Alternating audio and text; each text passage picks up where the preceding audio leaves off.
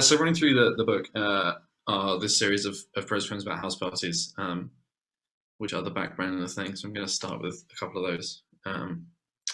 So this is the definitive, publicly voted, peer-reviewed, expert-assessed ranking of locations to have night-defining, year-wrecking, life-changing conversations at house parties. 1. A cold tile kitchen floor at 5 a.m. One of you sat with your back against the refrigerator door. One of you laying down. One of you speaking for a very long time. A lot more eloquent and even-handed than you've ever been before. A lot more insightful and kind. The other nodding, smiling. Very happy to stay here forever, or until everyone else goes home, which at times like this are basically the same thing. 7. The walk there, 7 to 9 p.m., especially if it's to just the right part of the city, the suburbs, the town, where you don't even need to think about it. You just know that every other group of people you pass is on their way to something they believe will be equally great. And you all emit a light and a heat, and you all soak up the light and the heat. And not even the one guy who says, let's just bail and go back to yours and watch funny videos can sour your mood for even a second, because you feel like everyone else in the postcode is saying, okay, here we go. 3. A large living room, 3 a.m., arms around shoulders, mouth against ears. Just after your mutually agreed upon song of the summer finishes and the two of you fold into one, while all around you the engine kicks in for the next thing. And you like it, what you like more than that, more than anything, except the feeling of giving your entire being over to the song that just ended, is this. And let's do... Yeah, that's your favourite one. This is 4. Any corridor, landing, or other connecting space at 2 a.m. The two of you taking a moment as a crowd, composed of close old friends, recent additions, one girl's 3 really polite cousins who are in town for some family thing, your beloved arch rival, adorable strangers, flows around and about, cuts from scene to scene and makes 50 movies that you two have just the tiniest role in. And you lay out the script for that cameo and you shoot it, and you both feel like you did some good, necessary work here before you split up and head out and promise to recombine later, knowing that there's a good chance you won't see them again for a very, very long time. You look up the spelling of coalesce on your phone. And then let's do some party-adjacent stuff, which is how I describe all the activity in my life that isn't attending a party. This is called end credits for absolutely everything. I fake casually, really, finally approved of your groom, and you said, one day we'll dance at your wedding too. Years pass, no one ever sees you. And now I dream a lot, actually, about eating the last slice of coffee cake from under the glass in poorly lit bars while all our friends sleep upstairs. And I think I finally see the appeal of so many dusky 50s ballads, and I make my peace over and over. Guy in a grey mask at a book launch shoots me in the shoulder. As I black out, he says, sure, the solitary life looks like it's working out real well. But I come to in the bathroom with you cleaning up the wound and telling me it'll be fine, glancing out the door to order a vodka soda via a relay team of 3 to 4 friends. And in moments like this, I get more and more sure. There will be no wedding, but we will dance.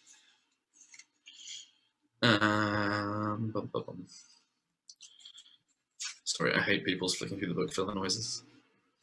Let's do this. This is what every gallery ever. I no longer enjoy video art because I always fear it will suddenly erupt into graphic, distressing violence. It never does. 2 European dancers whisper about air and names as an amateur choir in the other room hits a high note that reverberates right round the corner. The sound looking for dark recesses to sink into, but finding only bright white walls. So many monuments, they say, but I wouldn't mind one more. On the other side of the city, there is a miniature wood-grain staircase leading to nowhere. I was hoping that was sculpture, but all we get is inaccurate architecture and forever still seismographs. I am told that the prominent dating undercuts the illusion of representation, making this a documentary film about a fallen kingdom that a child imagined. The internet will not tell me the name for fear of paintings, but I've made myself sure that there's a phobia I had as a kid. Nothing should be so vast. So vast they don't fit into your field of vision. It spreads everywhere, and the colours aren't right because real life is more monotone than anyone ever lets on. With no natural light, I worry about power cuts.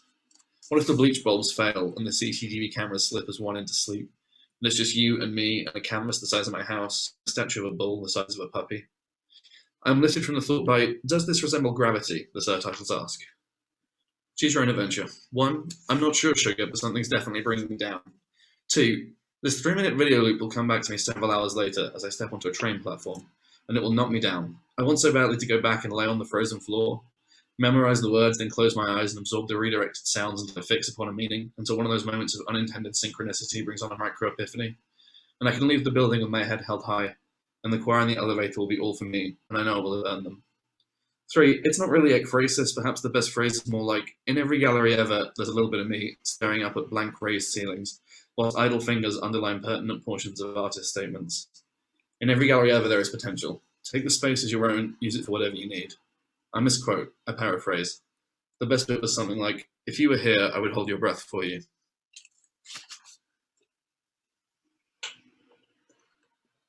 And then, let's do a new poem.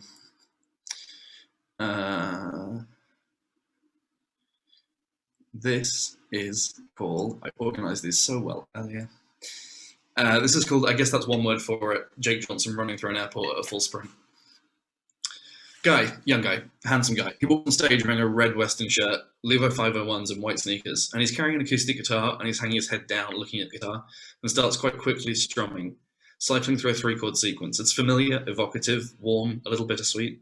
It stays soft, swift, and as he keeps running the loop, he raises his head and puts his mouth to the mic and he says, this song is about when you love someone and they don't love you, and there are a few cheers and whoops from the recesses of the room, and the guy half smiles and says, yeah, when you love someone and they don't love you enough, or in the exact right way that you love them, or they like you but they don't love you, or they love you but they don't like you, and it's not like they hate you, and it's like they don't know you exist, I think those might be worse pains.